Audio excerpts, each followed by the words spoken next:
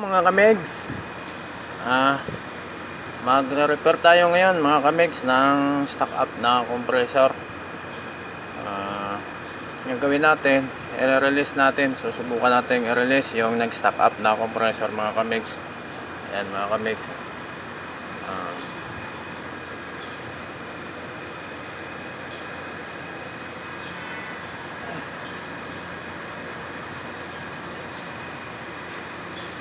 Kamegs, titesting lang natin.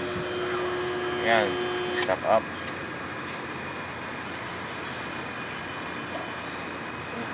Sling na napakbo Sling na napakbo. Wala yung nag-ilis. Nasira? Ayan mga kamegs, mahirap yung pwesto natin dito kasi nasa taas tayo eh. Yan. Mga kamegs, pwesto lang muna ako. At huwag na nating patatagalin, umpisa na natin to. Ayan na mga kamegs. Ang una nating gagawin mga kamegs, i-reverse natin yung ikot ng compressor. So, para ma-release natin yung pagka-stock up nya. So, yan ang una muna nating susubukan mga kamegs. So, ito mga kamegs. Pala ito mga kamegs, yung non-inverter na aircon. So, paano ang gagawin natin para ma-reverse yung pag-ikot ng compressor mga kamegs? Ito lang mga kamegs. Yan. Pagpalitin lang natin yung common, yung running saka starting mga kamegs. Ito yung starting natin, ito yung running. Pagpalit na natin mga kamegs.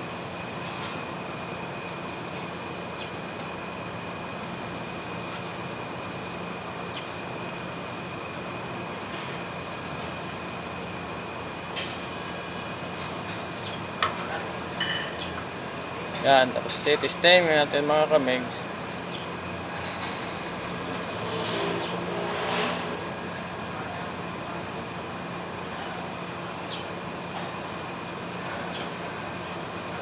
Huwag lang patagalin mga kamegs ha. Pagka medyo alam nyo na nag-release na, stop nyo na yung tulad nito mga kamegs. Titesting natin.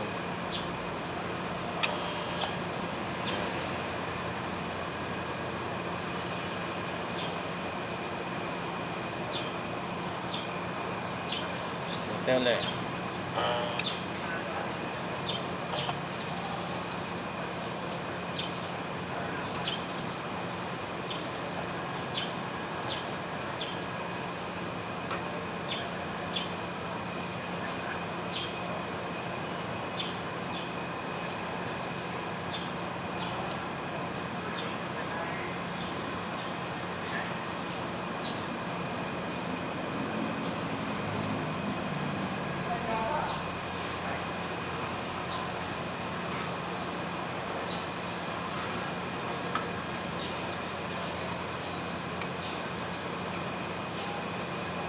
Na-try natin mga kamegs. Tapos tingin ko hindi siya nag-release eh. Subukan muna natin. Balik na natin mga kamegs.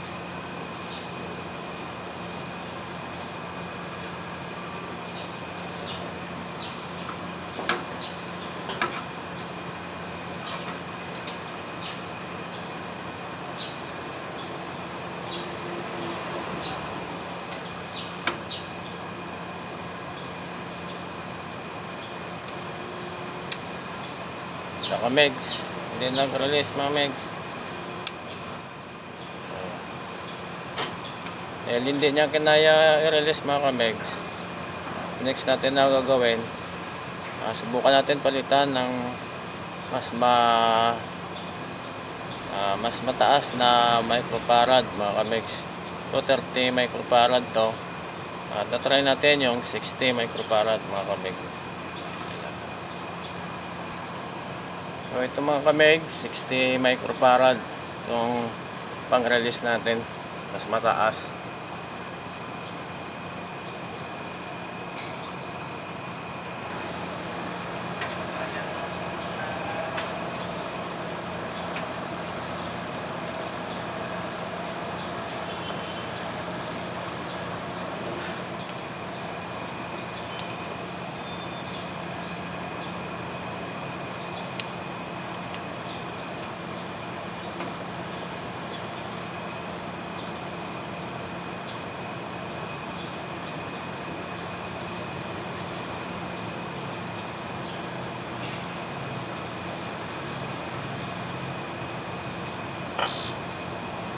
Yun mga kamegs, mukhang nag-release siya.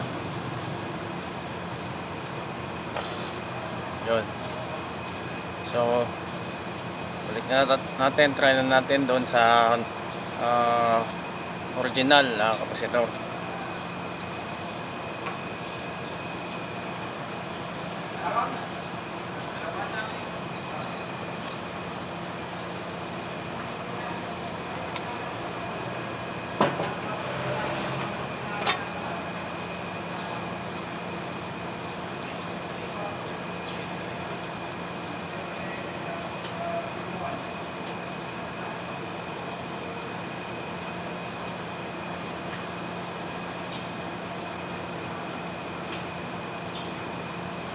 Yan mga kamegs, yung connection na oreg.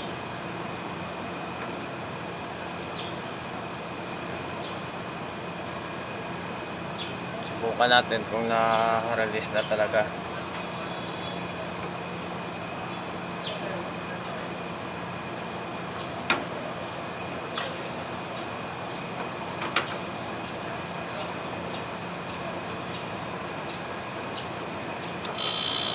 Ayun mga kamegs,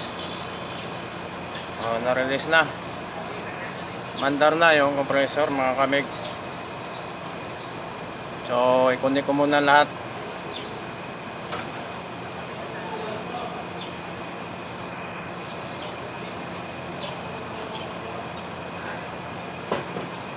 So ganun lang mga kamegs, gamitan nyo lang ng mas mataas na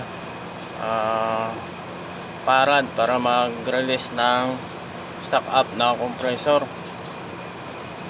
Tapos sundin nyo lang yung ginawa ko kanina mga kamegs, yung pagpalit ng reverse ng ikot ng compressor natin.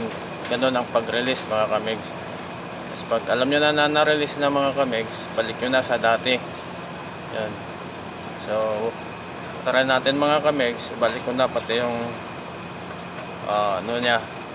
connection sa fan. So dali lang mga kamegs. Ayan na mga kamegs, kompleto na yung connection nya at tatry na natin. Ingat lang tayo mga kamegs kasi live na to eh. Yun. Ayan mga kamegs, naririnig nyo yung andar ng compressor. Yan. Yan. Ganun lang mga kamegs, madali lang mag-release ng stock up na compressor.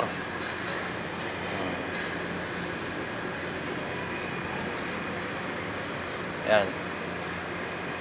So sa mga hindi pa naka-subscribe, please subscribe mga kamegs. Paki-hit na din yung notification bell para updated kayo sa mga ilalabas ko pang mga video mga kamegs. Shout out na lang sa mga viewers ko dyan at sa inyong lahat. Paki-like and share na lang din mga kamegs para mapanood din ng iba at makatulong na din sa mga nag-uumpisa pa lang mga kamegs. So nandito na lang mga kamegs. Hanggang sa muli, kita-kita na lang sa susunod na mga video. Abangan nyo na lang mga kamegs yung mga ilalabas ko pang mga video na sana ay makatulong din ako sa mga video kong nilalabas. So bye mga kamegs, hanggang sa susunod. Bye.